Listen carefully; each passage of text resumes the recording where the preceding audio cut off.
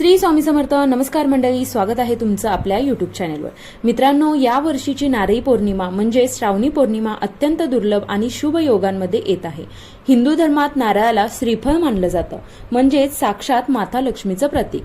नारळामध्ये ब्रह्मा, विष्णू आणि महेश या त्रिदेवांचा वास असतो आणि नारळाचे 3 डोळे हे भगवान शिवशंकराचे त्रिनेत्र मानले जातात. जर तुमच्या आयुष्यात सतत अडचणी येत असतील, पैसा टिकत नसेल, कर्जाचा डोंगर वाढला असेल किंवा शत्रू त्रास देत असतील, तर नारळी पौर्णिमेच्या दिवशी नारळाचा फक्त एक सोपा उपाय जो आहे तो तुमचं संपूर्ण आयुष्य बदलू शकतो. आजच्या या व्हिडिओमध्ये मी तुम्हाला नारळाचे असे 4 अत्यंत सोपे पण प्रचंड प्रभावी असे उपाय सांगणार आहे. त्यामुळे घरातील सर्व पूर्ण नकारात्मकता निघून जाईल आणि घरामध्ये समृद्धी येईल. तर हा व्हिडिओ शेवटपर्यंत स्किप न करता पहा. चॅनेलवर नवीन असाल तर सबस्क्राईब करा आणि कमेंटमध्ये श्री स्वामी समर्थ ओम नमः शिवाय लिहायला विसरू नका, जेणेकरून महादेवांची कृपा ही तुमच्यावर, तुमच्या कुटुंबावर सदैव राहील. मित्रांनो, हा आता उपाय जाणून घेण्यापूर्वी पौर्णिमेची अचूक तिथी समजून घेऊया. तर पौर्णिमा तिथीचा प्रारंभ जो आहे तो आजपासून म्हणजे 27 ऑगस्टला सकाळी 9:08 सुरू झालेला आहे.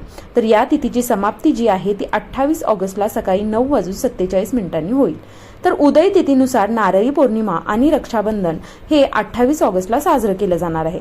पण जर तुम्हाला सत्यनारायण पूजा किंवा इतर धार्मिक विधी करायचे असतील तर ते आजच्याच दिवशी सायंकाळी करणं उत्तम राहील. आणि पौर्णिमेचा जो उपवास आहे तो उगवत्या तिथीनुसार म्हणजे 28 तारखेला आपल्याला करायचा आहे. आता हा जो उपाय मी तुम्हाला या व्हिडिओमध्ये सांगणार आहे तो तुम्ही 27 किंवा 28 ऑगस्ट या दोन्ही दिवशी कधीही करू शकता. तर आता त्यामध्ये आपण सगळ्यात सुरुवातीचा पहिला उपाय जाणून घेऊया, जो की आहे नजर दोष व इडापिडा दूर करण्यासाठी. त्यासाठी आपल्याला काय लागणार आहे तर एक पाणी असलेला नारळ, जो की शेंडी त्याची काढायची नाहीये, आपल्याला सोललेला नारळ घ्यायचा आहे, त्याची शेंडी ठेवायची आणि त्याच्यामध्ये पाणी असणं आवश्यक आहे. त्या नारळावर तुम्हाला कुंकवाने स्वस्तिक काढायचं आहे. हा नारळ हातात घेऊन तुम्हाला तुमच्या संपूर्ण घरात 4ही कोपऱ्यांमध्ये, गॅलरीत, अंगणात फिरवायचं आहे. फिरवताना मनामध्ये तुम्ही श्री स्वामी समर्थ किंवा ओम नमः शिवाय किंवा तुमच्या इष्ट देवतेच्या नाम जपाचा मंत्राचा जप करू शकता. यानंतर मुख्य दरवाजावर येऊन घड्याळाच्या काट्याप्रमाणे तुम्हाला 7 वेळा नारळ ओवाळायचा आहे. महत्वाची गोष्ट म्हणजे हा नारळ तुम्हाला घराच्या बाहेर नेऊन मातीत गाडून टाकायचा आहे किंवा वाहत्या पाण्यात विसर्जित करायचा आहे.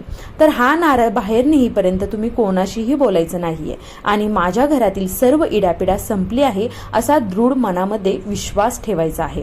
तर असा हा जो उपाय आहे, म्हणजे थोडक्यात तुम्हाला तुमच्या घरावरून नारळाने नजर काढायची आहे. तर दुसरा जो उपाय आहे तो तुमचा आहे तो इच्छापूर्तीसाठी आहे. तर यासाठी तुम्हाला या उपायाने तुम्ही तुमची कोणतीही गुप्त इच्छा जी आहे ती पूर्ण करण्यासाठी वापरू शकता. जर तुमचं स्वतःचं घर घेण्याचं स्वप्न असेल, नोकरीत प्रमोशन हवं असेल किंवा मुलांच्या प्रगतीची चिंता असेल तर हा उपाय तुम्ही नक्की करा. त्यासाठी तुम्हाला एक नारळ लाल किंवा पिवळ्या रंगाच्या रेशमी कपड्यात बांधायचा आहे. जवळच्या लक्ष्मीनारायण मंदिरात किंवा स्वामी केंद्रात किंवा दत्त मंदिरात जाऊन तो नारळ तुम्हाला अर्पण करायचा आहे.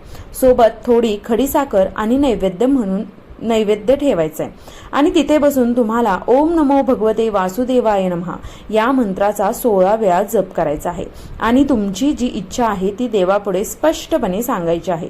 तुमचा प्रयत्न आणि हा उपाय मिळून तुमची इच्छा जी आहे 100% पूर्ण होईल.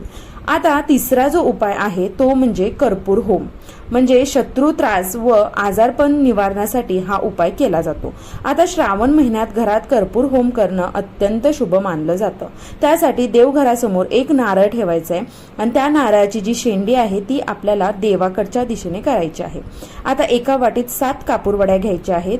एक कापूरवडी आपल्याला नारळावर ठेवून ती प्रज्वलित करायची आहे. कापूर जळत असताना तुम्हाला कालभैरवाष्टकम किंवा महामृत्युंजय जपाचा जप करायचा आहे. या उपायामुळे तुम्हाला घरातील जुने आजारपण, ग्रहकलह किंवा शत्रूंचा जो त्रास आहे तो मुळापासून नष्ट होतो. आता हा उपाय झाल्यानंतर नारळाचं काय करायचंय तर हा उपाय झाल्यानंतर जो तुम्ही नारळ आहे तो तुम्ही पुढच्या पौर्णिमेपर्यंत जर टिकला तर तो तुम्ही पुढच्या पौर्णिमेला देखील हाच उपाय करण्यासाठी वापरू शकता. जर नारळ खराब झाला तर तो तुम्ही वाहत्या पाण्याच्या प्रवाहात सोडू शकता. आता चौथा उपाय जो आहे तो स्थिर लक्ष्मी प्राप्तीसाठी आहे. तर हा जो उपाय आहे तो आपण अपार धनसंपत्ती आणि लक्ष्मी प्राप्तीसाठी करायचा आहे. तर ज्यांच्या हातात पैसा टिकत नाही किंवा कर्जाचा त्रास आहे त्यांनी हा उपाय नक्की करा। त्यासाठी एक पाणी असणारा नारळ घ्या आणि त्यावर कुंकवाने स्वस्तिक काढा। एका लाल कपड्यावर हा नारळ ठेवा आणि सोबत 1 रुपयाचं नाणं ठेवा। हळद, कुंकू आणि अक्षता वाहून त्याची पूजा करा। 11 वेळा महालक्ष्मी अष्टकम किंवा 1 वेळा श्री सुक्तमचे पठण करा। हा नारळ लाल कपड्यात बांधून तुमच्या घराच्या ईशान्य कोपऱ्यात किंवा तिजोरीत अथवा तुमच्या दुकानाच्या गल्ल्यात किंवा जिथे तुम्ही पैसे ठेवता अशा ठिकाणी तुम्ही तो ठेवून द्या। या उपायाने तुमच्या घरात अलक्ष्मी जी आहे ती बाहेर जाते आणि माता लक्ष्मीचा अखंड वास जो आहे तो आपल्या घरामध्ये राहतो। मंडळी, आता कोणतेही उपाय करताना श्रद्धा आणि विश्वास सर्वात महत्त्वाचा असतो। देवावर विश्वास ठेवा आणि प्रामाणिकपणे कष्ट करा, यश तुम्हाला नक्कीच मिळेल। तुम्हाला ही माहिती कशी वाटली आम्हाला कमेंट करून नक्की सांगा। व्हिडिओ आवडला असेल तर लाईक करा, तुमच्या नातेवाईकांना आणि मित्रांना शेअर करा आणि चॅनेलला सबस्क्राईब करायला विसरू नका। पुन्हा भेटूया अशाच नवीन एका माहितीपूर्ण व्हिडिओमध्ये।